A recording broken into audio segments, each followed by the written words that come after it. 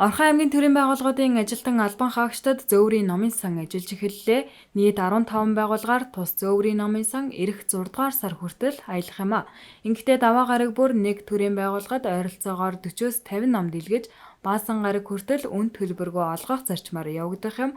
Мөн тухайн утсан байгууллагын ажилтан алба хаагчдын дунд уйгуржин Монгол бичгээр алтан хонх тэмцээн зарлаж шилдэг нэг хүнийг тодруулна гэлээ.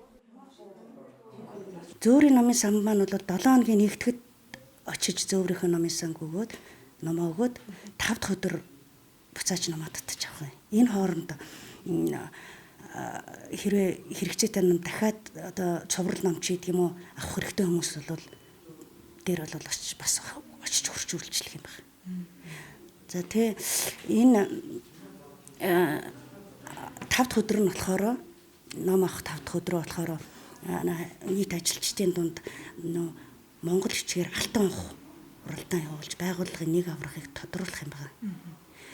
Яагаад заавал Монгол одоо үндэсний бичгээр тэрхүү алтан хонхоо явуулж байгаа вэ гэхээр одоо 2025 оноос бүх нийтээрээ үндэсний бичгтэн болох гэдэг биш үү тийм ээ тэр л одоо тийм одоо тэгж энэ Монгол хичгээр явуулж байгаа. Тэгээд үндэсний бичих соёлын өдөр 4 сард болдог тийм ээ.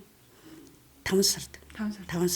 Тэгээд тэрнгээр болоод байгууллага болгоноос одоо шалгарсан хүмүүсийн дунд бүр нийтээр нь одоо бүр Орхон аймгийн хэмжээний алтан хонх тэмцээн явуулж бас тэмцээнээс одоо шилдгийг тодруулах зорилготой.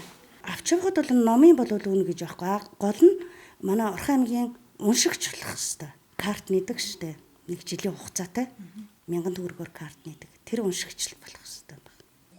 Зөөврийн номын сан нэг байгууллагад 7 хоногийн хугацаатай үргэлжлэх юм. Энэ нь зав чөлөө муутай төрийн албан хаагчдад хүрч үйлчлэх зорилготой байна. Дийлэнхдээ уран зохиол, хувь хүний хөгжил рүү чиглэсэн ном байгаагаас гадна сүүлийн үед хэвлэгдсэн ном байгаагаар онцлог байна.